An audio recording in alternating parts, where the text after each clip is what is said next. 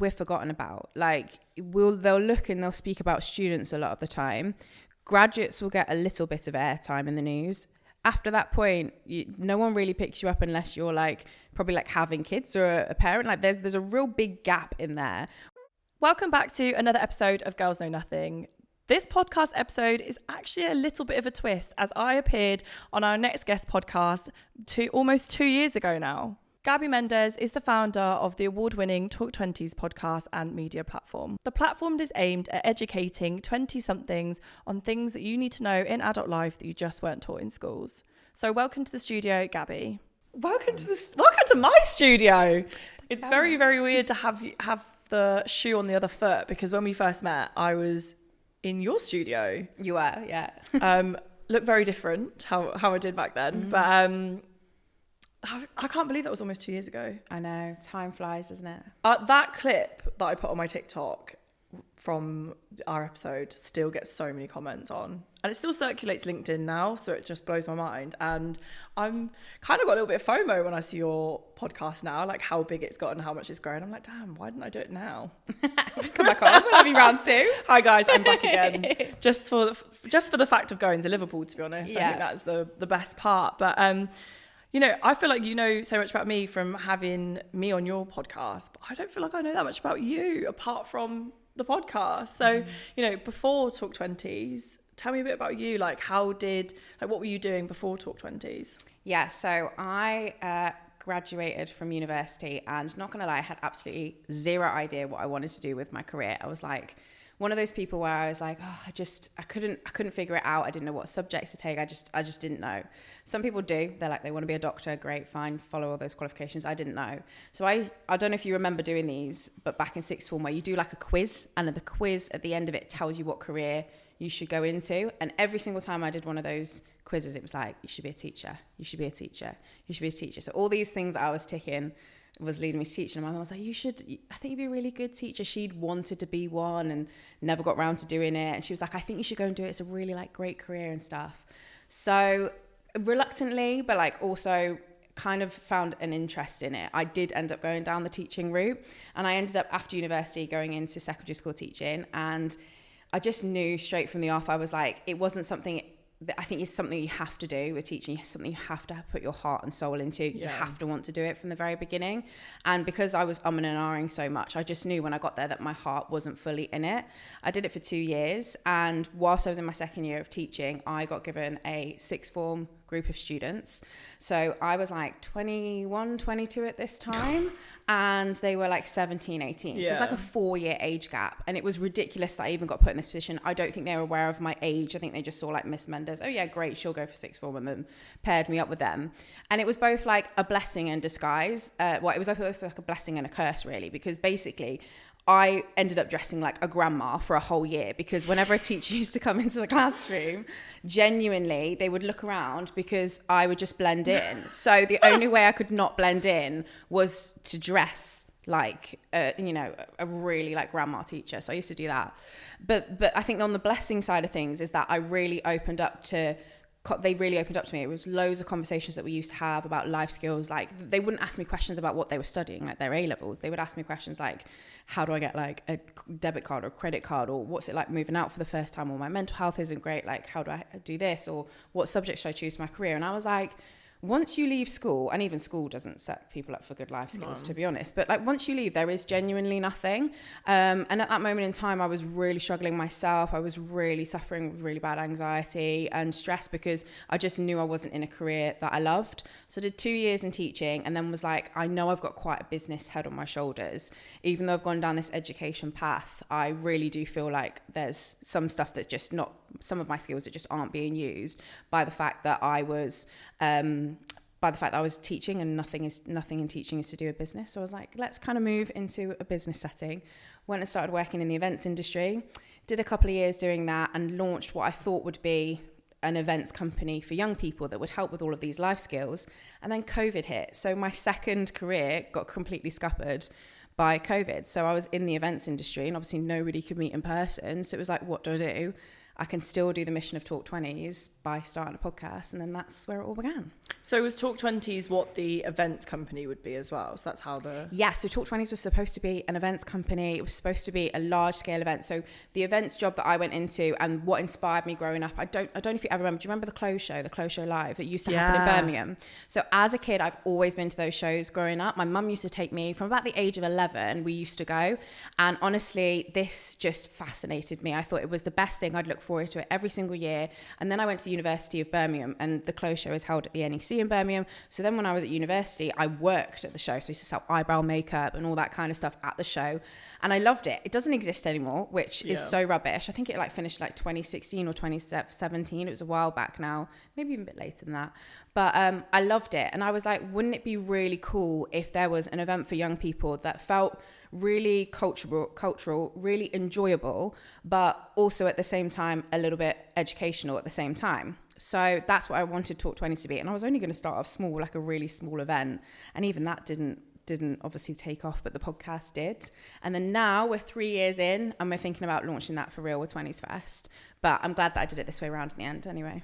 When you were saying that every test you did came back for you being a teacher, I was sat there thinking, I thought you'd make a really good teacher. So even speaking to you, I actually could see that. But it's weird that you had a nice, well, it's not weird. It's nice that you had a nice experience with some of the teenagers you were teaching, because teachers in my school, especially male teachers in my school that didn't have that bigger age gap between the sixth formers, got eaten absolutely alive. But I remember actually thinking back to when I was that age. When we left school, the only reason I knew how to do certain things was because my dad taught me how to do it. But then not everybody has that same luxury. And even when it came to a job application, not a single Nobody clue. teaches us stuff. Nobody teaches you this and, so where, apart from the teaching stuff, how did you start your podcast? Because, everybody has a podcast now, but yours has got a very good niche, and you have such different range of guests on. How did you decide this is exactly what it's going to be like? I think it's really evolved over time. I started doing a podcast during COVID across Zoom, in the little tiny box room that it's in my house. And that's how it all started. And I just started interviewing friends, people who I thought were really interesting. And I tried to always put an educational spin on it. So it's always fun. We always have a giggle and a laugh, but you should at the end of it get something out of it that's either educational or helpful to your life in your 20s. And I just felt there was a moment that when I stepped out into adult life, and I just felt so overwhelmed by the amount of stuff that you have to kind of just feel like you know what to do. And quite often when you're thrown into a workplace or other settings, you're not always surrounded by people who are of the same age. When all the way through school, you've probably had people of the same age in your year group the whole time, and then you step into adult life and everyone's all different ages. So I felt I still wanted to bring that community of that age group together, because we all have something in common, and that we're all trying to figure it out. No one's got it all figured out, but we're all trying to get closer to what it is that we want to do. So it was kind of that message that we wanted to convey, and then through each episode we kind of cover off a different topic with, like you say, a wide variety of guests. What do you think has been the biggest struggle of setting up Talk 20s and trying to get your mission out there?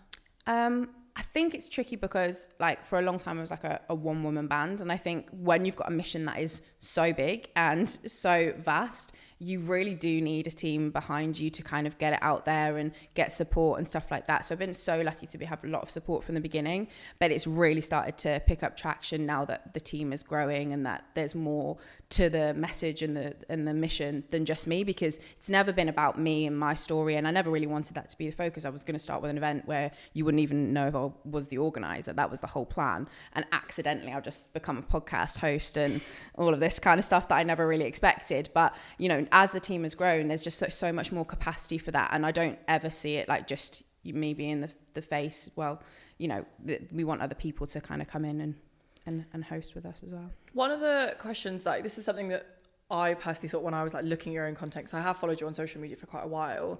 Obviously, there was a reel or a story that you put up about always having a partner with a stable income, so that one of you can go off and do what you wanted to do. Do you think that that's one of the reasons that young people will struggle to go and start off doing going after things they're passionate about, because they're worried about stability, because that's what we're told to have? A huge privilege that I have is that I've been with my partner since the first year of university. almost coming up for a decade now. Like I'm 28 now. Like that is mad, a long we are the same age time. and I that is not a feel like long time. So I've really grown up with him, and he's always been there for me, always incredibly supportive. And that is an unspoken privilege that nobody really talks about. If you're living in a couple where you're sharing the rent, rent's so expensive everywhere nowadays, but if you're splitting that in two fairly, or whoever's, if you split it like by percentages or whatever you do, that's a privilege. Like there's so many of my friends, well, most of my friends are single actually, and they have to cover all of their rent, but they might be living in a space that is pretty much of a similar size to what I'm in, but it's split between two. So there's so much there that I think it prevents people who potentially are single or don't have that support from people around them to go after something like what I've been able to do.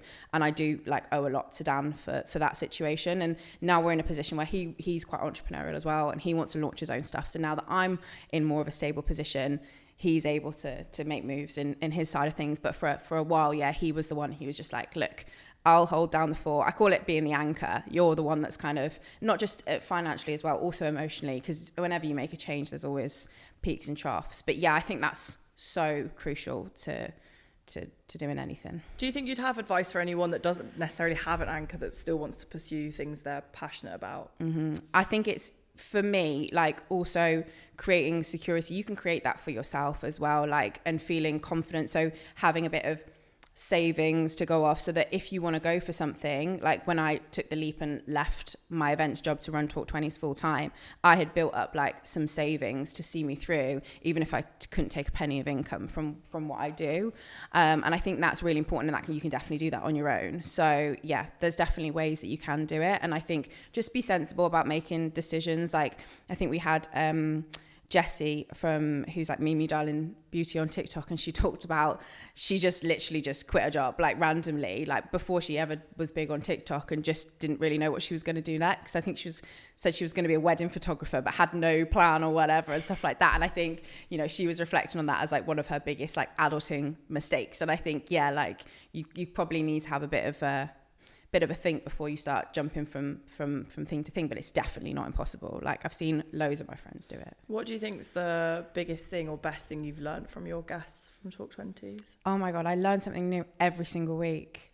Every single week I'm so lucky, because I feel especially in the past 3 years, I've developed into someone that's so, I want to say it's not to boast or anything, but it's I'm just so well rounded, because I've heard so many different people's opinions, and I'm sure you feel it too, on life. So I get to be I get to absorb all that all the time, and I just feel like a sponge, and I feel it's nice to hear people's perspectives all the time. I'm trying to think. I think one of the things I loved from what you were saying with the whole LinkedIn thing about people's being really transparent with salaries and stuff like that. I think that's a huge discussion that's come out of the podcast. It's been a really positive one. I don't know if you've talked about it much on your podcast before, but every job description should have at least a salary bracket. Don't you think? No, definitely. To be fair, it's not really something I've spoken about since actually your podcast episode. When it went viral, I think it's one of my most viewed videos still 2 years later, and I was like, wow, people really it's an angry point for some people, because young people always it should be, and then old people no. And it's now we're seeing loads of stories and articles about young people saying we're not standing for it. We're not going to they don't even apply if they don't have a salary listed. It takes time to apply for a job. Nobody wants to apply and then get to it and then be like, oh, this is less than I'm earning right now, or I'm not going to be able to live off that salary. But at the same time, I can see the other side of things, where it's it might deter people from applying, but just because they see the figure of that it is or stuff. So it's a tricky one. I think more transparency in job applications would be better overall. I think my problem is that I'm just too transparent about everything. Yeah. So then I just expect everyone else to also be extremely transparent about everything, but they're not. And that's fine, but that's probably my lesson for today, to not expect myself from other people. Now I feel like I'm in therapy. Yeah. But don't worry, I won't make this into a therapy session about me. Earlier you were talking about how you wanted to set up Talk 20s as an events company, and I know something that you were really passionate about talking about on this episode is Talk 20s First? 20s First, 20s First. So I actually don't know anything about it apart from briefly hearing about it from your socials. So like, I want to know all about it now. So what is it going to be? Imagine that you were going to a freshers event at university, right? But it's for graduates. So you leave university and school and all of a sudden, like, your friendship groups are taken away and you don't get to do fun things like freshers anymore. It's like straight into real adult life. But there are tons of brands and companies that would love to intro you to their brands, or like have stands and stuff like that. There are tons of companies that would help with workshops and amazing speakers and stuff like that. And essentially that is what we're planning: a festival full of goodness, full of workshops, full of speakers, live music to come along that will help you figure out your 20s. So whether you're trying to navigate your career, manage your well-being, improve your finances, there's going to be something for everyone at 20s Fest. Yeah, see, like, we're the same age, so getting to my late 20s, I feel like I should have everything together and like know everything and know how to do everything. I definitely don't. No, and sometimes, like, I mean, when I look at your socials, like, you know, you said you've been down for a decade, I'm thinking, oh my God, like, I'm not even anywhere close to that. But then you probably look at somebody else in their 20s and think the same thing, right? 100%. And it's nice to know that I'm not on my own. You're not. In feeling that way. And I think for 20s Fest right now, we've been collecting loads of like pre-registration data. So we've been asking loads of people about what kind of age they are and what are their biggest challenges they're facing in their 20s right now. And right now the survey is saying that 60% of the people that have registered have really worried about their finances in the last year. 57% have had mental health challenges, and 49% have lacked social interaction and have really struggled making new friends in their 20s. That's just 3 things that are really high percentages that are what young people are feeling right now. So if you're like, see yourself in any one of those categories, it's really nice to know that you're not alone. So we're using all of that data that people have told us that they're struggling with, and we will put on specific workshops and sessions and speakers that can specifically help with those things. Plus, we're going to have a really big like friendship element to the event. So, you know, there'll be an opportunity to connect, and we're working with a really cool event partner to connect people whilst they're at the event. So you can actually make friends when you come as well. So those 3 things kind of sound like they're repercussions of the pandemic. You know, you feel like a lot of young people, especially young people in their 20s, kind of got left behind when it came to support or, you know, the next stages of their life. And do you think that's the reason why we're seeing such high figures of those statistics? I think we're forgotten about. Like, they'll look and they'll speak about students a lot of the time. Graduates will get a little bit of airtime in the news. After that point, no one really picks you up unless you're like probably like having kids or a parent. Like there's a real big gap in there where people are just like, yeah, get on with life, and we're never really reported on, and nobody's really like pointing us in the right direction. There isn't something that really defines that age group except from this uncertainty, and you're trying to figure out your life. And that is common ground, but it's not enough necessarily for people to be writing articles or news on, because it's not big life occasions, but it is an experience that we're probably all going through. And I think that's what's been really tricky from the other side of COVID is we are all experiencing these things at really high levels, you know, the worries about finances, the worries about our mental health, the worries about like connections, but we're not really being covered in the media or supported or thought about in government at all, because there's other things that I'm guessing finding more important, but everyone's experiencing it. So there should be something out there that is helping solve these problems, because it was kind of, I guess, inevitable, you know, if we spent like pretty much 2 years all sat in our homes, that a lot of these things would come about for young people that are different than other generations at this moment in time. So this is just me being really nosy now about what brands are going to be at Twenties Fest. Wow. What can you tell me that's going to be there at Twenties Fest? We're in lots of conversations now. We're actually just like signing on the dotted line with a few different things in the venue and stuff like that. So it's all like still really early. So yeah, I can't tell you any specific brands and stuff like that, but a lot of the ones that you'd feel excited about and seeing at Freshers, we're hoping that it will feel like, you know, I said about Close Show Live, like you go there for a fun day out. We don't want it to feel like you're going back to school. Like this is not a corporate event. Like networking is the worst thing. We want it to feel really fun. And like the only way that we can do that is like by collecting this pre-registration data, because I know I talked about the things that people have like really struggled with in the past 3 years, but we've also got what's your biggest success in the past year. And there's people who have got a promotion, they've been traveling for a year, they've got a great achievement at work, they've they've got engaged and all these things that, you know, people feel like they make them really happy, or they've got, you know, they've overcome an eating disorder, or all of these kind of things, which are amazing. And we'll also be celebrating that. It's not going to be all doom and gloom, because we can't have that, because your life isn't like that in your 20s. No, exactly. And I think it's just nice to know that there is somebody that's out there looking out for us as a group.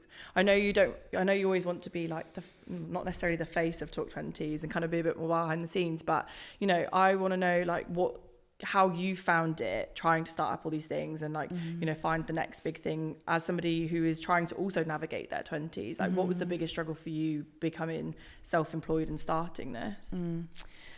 I have really struggled. It's not easy starting a business, like, especially when you're like, your vision is like massive and you're like, I want to achieve all these different things, and you've got so many different goals, but you really are one person. And I'm not going to say I'm a person that had a ton of connections in business as well, which I think helps a lot.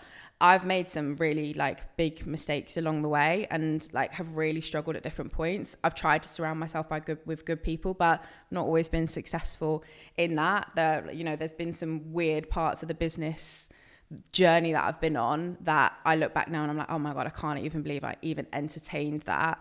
And if I went back again, I would never even entertain those conversations. But at the same time, we wouldn't be where we are right now. So I think for me personally, the journey has been really difficult, and I've had to rely heavily on, you know, getting up each day and just knowing that the mission that I'm trying to do and the team are trying to do is one that is worth fighting for. Because if it were easy, everyone would do it, and it's definitely not easy. But how do you keep that motivation high? Because when you don't have a routine, or you don't necessarily know what you're getting up for, then it is really, really hard and challenging. Yeah, I'd just say it's really hard. I think the thing is, I would probably say that for me, there are peaks and troughs. There are some weeks when I'm like, yes, this is the best thing ever. And I think that also, I'll be really honest, comes a lot with like validation. So a podcast episode has done really well, or we've just had a pitch in from a new brand partner that have signed with us, or we've just had loads of great feedback on something else that we're doing. And I think that really helps the momentum, but that doesn't always come all the time. So there will be weeks where the content has not done as well for whatever reason, or you've had a few setbacks or negatives or rejections and stuff like that, and then your motivation just hits the floor, and it's like, how do I even get myself out of that space? So I really do feel like for me, it's just been that roller coaster, and I often, probably too much, spend my time validating what we're doing based off, oh, we've just had this guest say yes, or that episode has just done amazing, or we've just had this many signups for 20s Fest, etc., etc. And I think that's probably the only thing that helps keep me going, which for some people in business, if you've not got that constant feedback loop and you don't have things going in a positive trajectory, that can be really hard. But sometimes it goes not in the right direction, and then you're like, oh, what's going on? So when it's not going in the right direction, what do you do for yourself to kind of get yourself back on track? I would probably say that I spend more time focusing on myself. That seems like a kind of the opposite thing to do. You probably want to like invest heavily in your business, like what's going wrong, like let's fix the business stuff. But I think sometimes for me, taking a step away and actually just having a bit of space from it actually is better for my brain. It brings about more creativity. It brings about a different way of thinking. Sometimes if you're stuck in like either an echo chamber or something that is, you know, the same kind of mindset that you're in every single day, removing yourself to a different space, it might be going for a really long walk. If I've got that time, it might be going home to see my mum and dad for a weekend. It might be, you know, going on a little holiday or a weekend away. I think having that time and space away from what you do is so valuable, because it allows you to like recalibrate and go, okay, there's more things going on in the world than running my company. And then you can come back to and go, actually, I got inspiration from all these other different spaces that I wouldn't ordinarily have seen if not. So for me, I don't know about you, but I find inspiration from loads of different places, and sometimes I just need to remove myself from the day to day. Yeah, because I was going to ask you next about your thoughts on toxic grind culture, especially as somebody who's self-employed.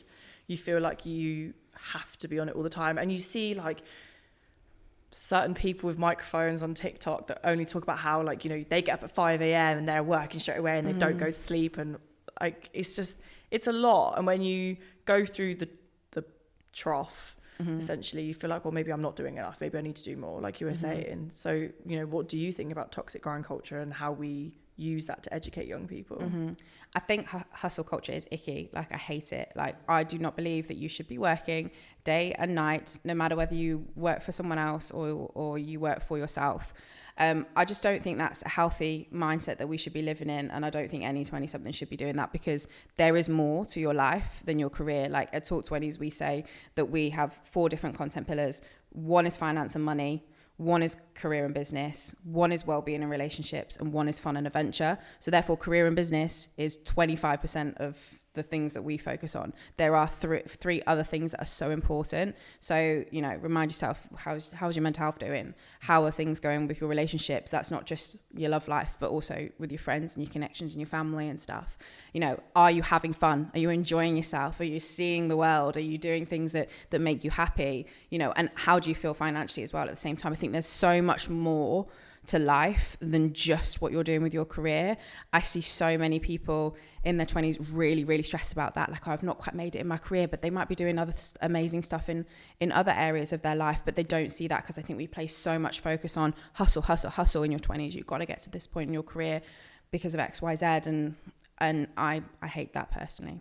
Yeah, it's that quote that always sticks in my head. It's like, in your 20s, you're building the table, and then for the rest of your life, that's not like that though, is it? Because when you look at certain people that have done really well, like, what's his name? Who's the guy that made KFC? Didn't make it until he was like 80 something. Oh yeah. What's his name? I can't remember the guy's name. Yeah, Colonel Sanders. Sanders. Never made KFC until he was like in his 80s. There's loads of people, like J.K. Rowling didn't write Harry Potter until she was in her 40s or something like that. Yeah, and had loads of like rejections and things like that. So it's about like kind of learning to redirect yourself.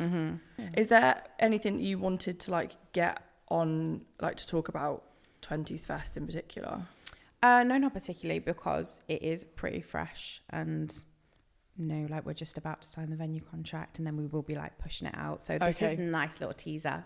So I know, I really wanted to know all the bits before, but yeah, you know, it's one of those things where you're like, oh, I don't want to say people like who are like, you know, we're in conversation with, and then them not sign or whatever, and then people be like, I came for that. Do you ever feel like there's a lot of pressure on you because of what you're doing? Yeah. But sometimes I try and block it out. Like, I forget sometimes that like we'll put stuff on social media, and then people will see it, and then I'll see them like in person in a few weeks later, and they'll be like, and they'll relay the whole thing, and I'll be like, how do they know that about me? Oh wait, yeah, it was in a podcast, or I put it on my stories, and this and this and that. Like, I think we sometimes forget how many people are watching what we do, and like, yeah, I think it's quite overwhelming. It's like you don't really think about certain things until someone points out to you. Yeah. And that's how I feel every time I see you Talk 20s content. I'm like, oh, I'm being called out again. But that's like, it's a nice way, because again, when you were breaking down the 4 pillars, I never thought about life as that. For me, pre-COVID, it was always like 70-80% work. And then when COVID hit, I was like, oh shit. Like when I lost my job, I was like, I don't have anything else. And I think that's why I hate school. I think we place too much of our identity around what we do for a career, when that is just a part of what we do. And our careers change over time, right? So that means our identity is constantly changing no matter what. I've been a teacher, I've been an event professional, and now I'm an entrepreneur and podcast host, and soon to be event company owner. Like, it's, our lives are ever changing and evolving, but if you place too much emphasis on your career, then your identity is just always going to be fixed like that. And I think there's so much more to that than just what you do for work. What's your relationship with like the education system now? Because I love what you guys do, but then it kind of like doesn't tell you that school's pointless, but pretty much says that what you learn in school isn't applicable necessarily to real life. Yeah. So I'm quite open about this, but like, we applied for Innovate UK funding for 20s Fest. Okay. And it's like government funding. If anyone doesn't know what Innovate UK is, it's like government funding. And they push like either like 50k or something like that into different companies. And we didn't get it. But then I'm not surprised that we didn't get it, because we pretty much say like, government, you're letting us down in this kind of area, and we need help with that. And like, it was not on their agenda necessarily to help young people in that way. And I'll probably get into a lot of trouble for saying this, but I don't think it's necessarily on their agenda to help young people with money, because the banks then benefit from us being rubbish with our money. Like, it's not on their priority list to help young people with their mental health. Like, you look at universities right now, they're trying to take away like hardly any blame for any kind of mental challenges that are faced by their students, up to the point where, you know, people are, you know, taking their own lives, and the universities want kind of no part in, oh, like we have a duty of care. Like, there's so much that is like going wrong. And that's why that there is a need for a company like this to exist. But I think, yeah, we are pointing out the fact that like this stuff should be taught in school.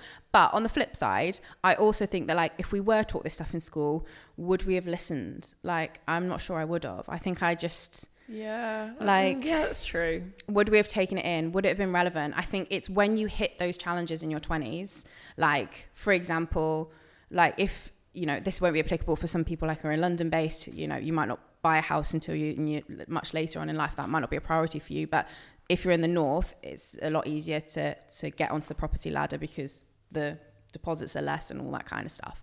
But like, you're not going to want to learn about how to buy your first home when you're in secondary school. That's not helpful. But who teaches you that stuff when you actually get there? Even like, it's even challenging speaking to even a mortgage advisor, because there's so much jargon there, and you don't know who to trust and who do you speak to this, because, you know, there's so much going on. So there is so much life skills that we feel like we need at different points in our lives, and there just isn't one place where you can do that. Like, I would say that we're kind of a comparison to like what money saving expert, but with a Gen Z twist.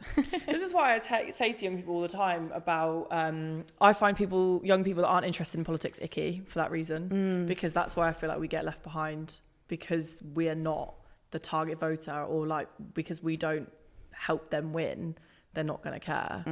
So that's why I think from a young age people should know about politics, because then we would have less of these issues and people would take us more seriously. But then that's just bad in Innovate UK for not even considering it as To be fair, the feedback that we got back was super positive. Like, they loved the whole idea. They were like, they thought it was amazing. They thought that the vision beyond what we were doing was great. Like, there wasn't really a scrap of like negative feedback in there. One of the things was like, the feedback that we got was like, what if like core members of your team were to leave? I was like, that is a challenge for any single business. That is not an excuse to not allow us the funding. And also, like, there were statements in there like, this would be a really good use of like government funding. Okay, great. If you've got that statement in there, well, why not give it to us? But I think the main probably reason is that the fund that we applied for was to help creative industries in particular, and 20s Fest is probably more of an all-rounded thing to help young people as opposed to just the creative industry. So I think there is that element, like the scopes weren't quite there, but it wasn't the first time that we've applied for Innovate UK. It was the second. So not upset about it at all. Not upset about it, because when they see 20s Fest, they'll realise what they're missing out on. Do you know what? I think you should just do a little stunt outside House of Parliament or outside the office with your like 20s Fest boards and stuff like that, and just remind them what they missed out on. Yeah.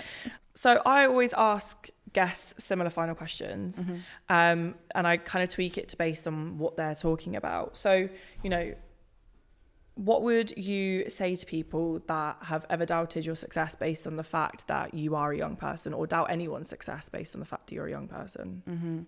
Just because you're a young person, it doesn't mean that you don't know what you know. Like, have confidence in yourself and what you believe in, because I bet you there's rooms that you walk into that you actually do know more than the people around you. I think today we've just been at the podcast show in London, and I think I was really nervous about going to the podcast show in London, because I was like, oh my god, it's gonna be all these podcast experts like going to a room, and I'm sat in these talks and I'm like, I actually know a lot of this information already. I'm like, I actually should have had more confidence in myself that I knew this. And I think that's the case for many young people. I think own the rooms that you go into, because you'll be surprised how much you do know, and how much your knowledge actually is relevant coming from the age that you are. I think we have a special uniqueness that we've got a different perspective on the world because of where we're at in our lives. Like, a younger perspective on everything is actually really valuable in a lot of companies. So like, don't dim your voice, speak up, and show what you think about the world, and share that with your colleagues and your loved ones and stuff like that, because I think it's really important that we do. Thank you so much for coming on and sharing a bit about your career. And I am going to be one of those people that comes to 20s first. Please do. Any excuse to go somewhere and have fun. Yes. So I'm really excited, and I can't wait to see what else you get up to. And yeah, good luck. Thank you so much for having me on podcast. I've loved it.